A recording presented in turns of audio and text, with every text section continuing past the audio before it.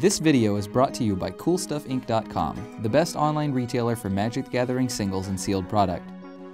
And GatheringMagic.com, the #1 source for Magic the Gathering news and content. Hey guys, Marshall here from Limited Resources, and we're drafting some Born of the Gods. Well, we opened a Temple of Plenty, which I'm probably going to have to take here because we're still in pre-release as of this recording, and those things are going for a bunch of tickets, so it's part of gaming it, right? I mean, look, if you want to play Magic Online and you want to play it often, you got to take cards that are worth 7 tickets when they're worth 7 tickets and either use them for standard or sell them off. Otherwise, I'd probably take a Flitterstep Eidolon and hope to wheel one of these two cards. But we'll see. One cool thing about feeling compelled to take one of these rares, these rare lands, is that they're actually pretty good. Like they're really just quite good in a deck too. So that's kind of nice. Not that we have to play it, but we might. All right, here's some interesting stuff. So check out this rare, Hunter's Prowess, 4 and a green. Until a turn, creature gets +3/+3 trample, and however much damage it does, you draw that many cards. Not if it does damage, like with Warrior's Lesson.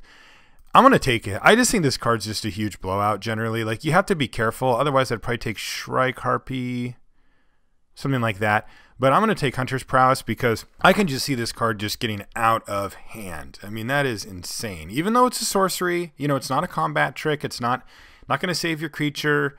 It's not going to do what you kind of expect from a green card that says target creature gets +3/+3 and trample until end of turn. But man, it can really blow out a game. And I've seen it in action once, and I was supremely impressed by it. So I'm going to stick on that plan and see what we end up with here. Wow, this is a strong pack. There's an Asphyxiate, a Fall of the Hammer. I don't even hate Kraken of the Straits. I think it's pretty good. Vortex Elemental's kind of interesting. Sphinx's Disciple has been pretty good, and there's even a Ferris Band Tromper. Tromper's probably the most straightforward pick here, but I don't think it's the best card in the pack. I think that's one of these two down here, and I'd rather take one of those. So if I have to choose between black and red, keep it in mind that we're going to be going into 2 Theros packs in a minute. I'm taking the black card, and I'm going to take Asphyxiate here. I think that you could make arguments for a lot of different picks in that pack.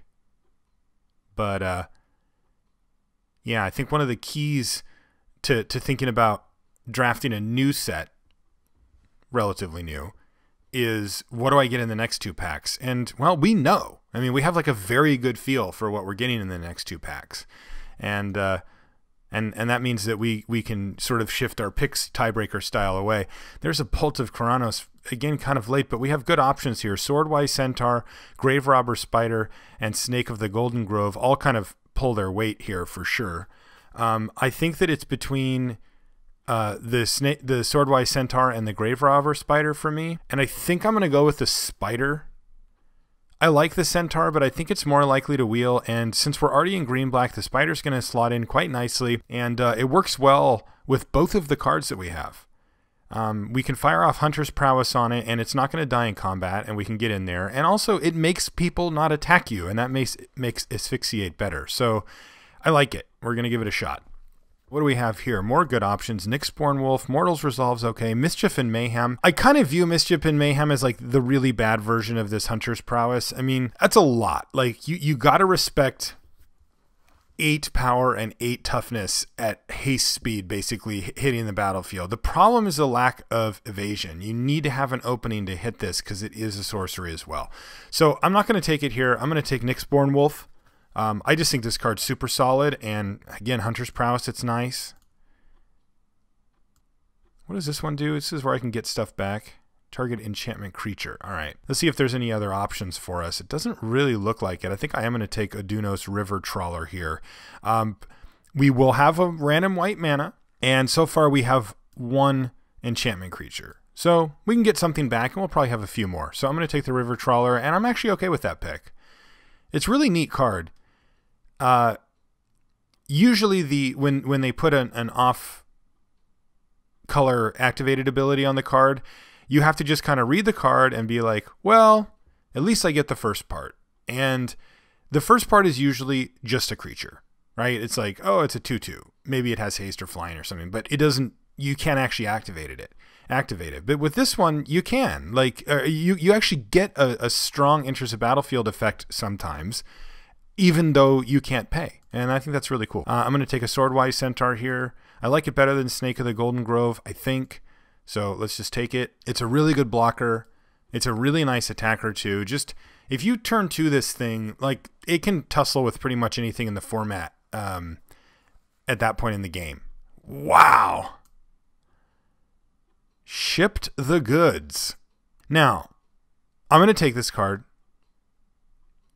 This should be obvious to you, but the thing that I do want to say is, like, while I'm shocked that we got it basically last pick out of the pack, it's pretty good, but it is, like, I think the strongest suit of it is that it's a 4/4 for 6, and then you can kind of go off with inevitability in the late game, but it's incredibly mana intensive. So this isn't just like play the card, win the game, but that is way too late for that to go, I think. I'm going to take this Setessan Oathsworn here. I think it's better than Black Oak of Odunos, especially given like cards like this. Oh man, and now we just super wheel the Shrike Haryp. Well, black is ridiculously open at this point. We had a minor signal with Asphyxiate early. We got it 3rd pick, right? We went Temple of Plenty, Hunter's Prowess, Asphyxiate, I think. So, you know, we knew that there was a chance black was open, but I didn't think it was going to be this open. All right, I'm going to take one of these Setessan Starbreakers, and I'll take the foil one, hell with it. Snake came back too. That might make the cut. I mean, there's a snake with 2 heads that I'd much rather run than this one, but this one, you know, you could do worse.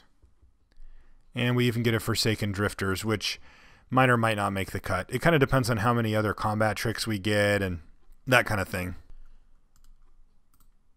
I still haven't figured out if this is main deck or sideboard type card. All right, what do we open? Yeah, nothing super amazing for us, I don't think. We could take a Triad of the Fates. We have a Temple of Plenty already, and we could probably splash it. Is it really good on a splash? Yeah, I mean, this counts for Enters the Battlefield, so we can kind of wreak havoc with that. This does too.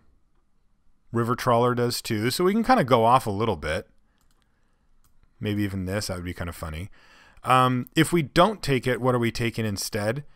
Well, probably Nylea's Disciple, maybe a Tormented Hero or a Pharika's Cure. We're not taking Steed. Yeah, I think I'm just actually going to take the Triad of the Fates here. I just don't feel like we're giving up that much by making that pick.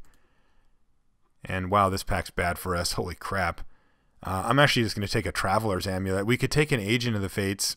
I mean, excuse me, Agent. I wish we could take Agent of the Fates. We could take Agent of Horizons, but probably unlikely that we're going to be able to activate it. And it's just very mediocre if you can never activate it. If you can like even sometimes activate it, it's pretty good. But there's just no black cards in this pack. So I'm just going to take an Amulet and keep our eye out. Oh baby, Boy of Nylea. I was stoked when I saw Leafcrown Dryad. Well, I'm slamming Boy of Nylea here. Not remotely, as we say in the business. Insatiable Harpy or Nylea's Emissary. I like both of those better than any of these 3 cards up here. So the question is, which one? Insatiable Harpy's pretty good. I mean, it does work against some aggressive decks. It wears any type of enchantments well. But I think I'm going to take Nylea's Emissary just for the brute force of it. I mean, if you get to bestow this thing, it's a big game swinger. I mean, it really is. It just changes the way the game plays out.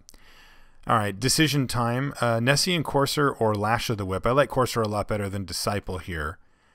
I think I need to take Lash of the Whip here. We have an Asphyxiate. Our bow can kill some stuff, but we don't really have that much as far as removal or defense goes. So even though I don't love Lash of the Whip, I think I need to take it there. Ooh, 2 choices here. There's even more choices that we could be, but I'm really looking over here, and I'm going to take Voyaging Satyr. Again, I love a Nessian Courser, but Satyr is a 2-drop that we're desperately low on here, and it kind of powers out our stuff, and I really want to do that. Yeah, we're doing fine on creatures, so, I mean, we can take one here. I can take a Fleshmad Steed for the 2-drop just to get something down. That's probably pretty reasonable. I could also take a Fellhide Minotaur or a Blood Toll Harpy. Both serve different roles. Fellhide Minotaur's totally fine. I mean, it's roughly on par with Blood Toll Harpy. It just serves as a much better blocker. Harpy's better to pick up, you know, ordeals, enchantments, that kind of stuff. I think I'm just going to take Flesh Mad Steed, though. I'm pretty concerned about our low end. Ding. Baleful Eidolon, get in there. And now we have our wheel here. I think I just take a Pharika's Cure. It's a little awkward to have a Pharika's Cure and a Swordwise Centaur, though. I guess I could just take a Disciple. I do want one for the list.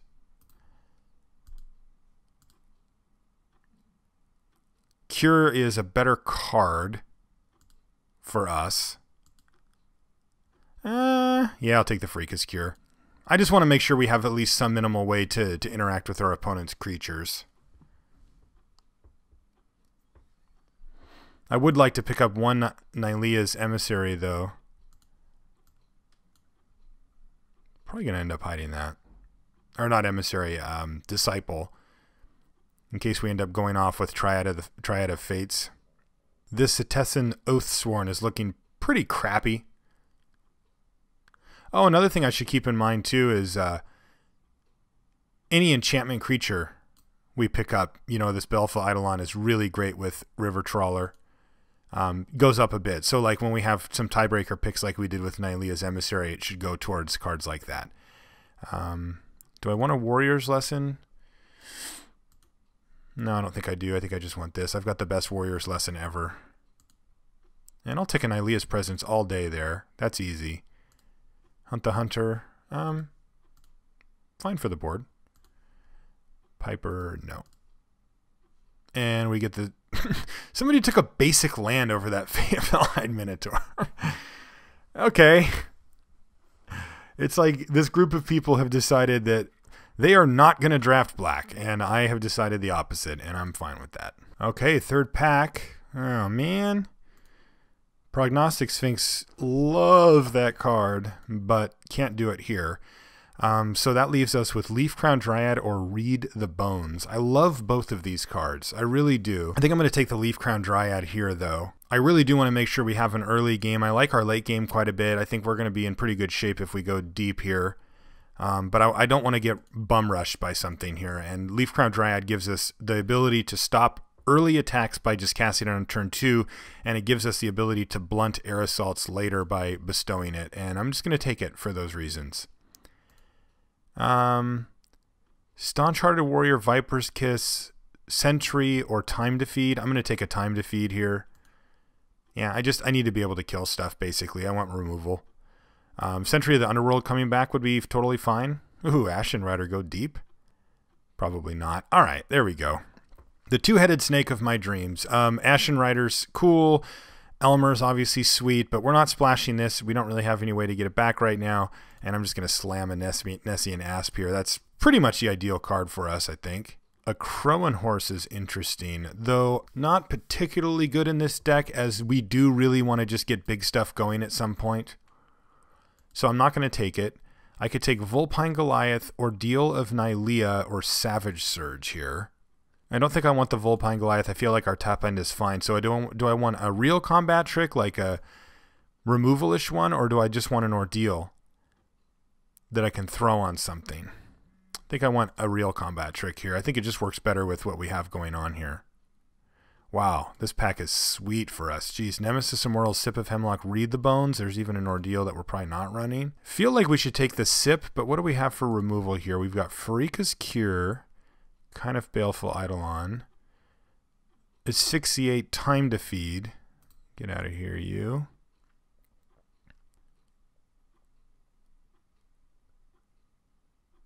Hunter's Prowess. No, that's not a removal spell. Lash of the Whip and kind of a Shrike Harpy. Man, I really feel like a Read the Bones would be just sick in this deck. But I'm going to take the Sip of Hemlock over everything else. Our creatures are fine. I just want to have answers now. Sentry of the Underworld or Cutthroat Maneuver. Cutthroat's actually reasonable in this deck, but I'm going to take the Sentry here. I can cut this snake if I do that. All right, an Acolyte or a Time to Feed. I think I just want the second Time to Feed. If I take an Acolyte, I can cut like a Starbreaker here. I can probably cut one of these Fellhide Minotaurs. Could make a reasonable amount of mana with it, but not a great amount. Yeah, I'm going to take the time to feed. So, another Nylea's Presence is fine, though they're not really getting that much better for us. I mean, we're going to run the one we have in the Traveler's Amulet plus the Temple to splash for Triad and Sentry. So, I'm just going to take a Shredding Winds for the board here. I just think that, like, I have the luxury here of starting to, like, snipe sideboard cards. I'll take Rescue in case we can go off. And the other Sentry did wheel, so we'll take it. I'm not going to play this guy, I don't think. Cut the removal spell, take the fatty, not going to play it. Oh, this is nice too. I was hoping we'd pick up something like that. We have a couple of roundabout ways to deal with stuff, but now if they present some, you know, their own Bow of Nylea, we can just get them. All right, well, we've got a lot of cuts to make, but I like the way our deck turned out for sure. All right, let's build this thing. This is going to be an interesting build. Not straightforward, I don't think, but quite powerful. We got our 5-drops ended up being just kind of ridiculous after all was said and done. Basically, we're a control deck. I don't know if I want this, actually.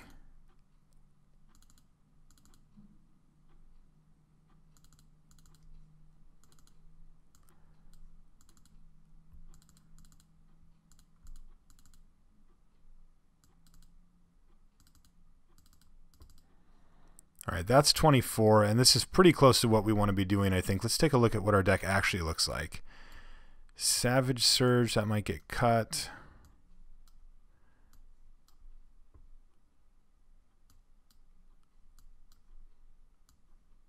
Probably one of these Minotaurs goes away.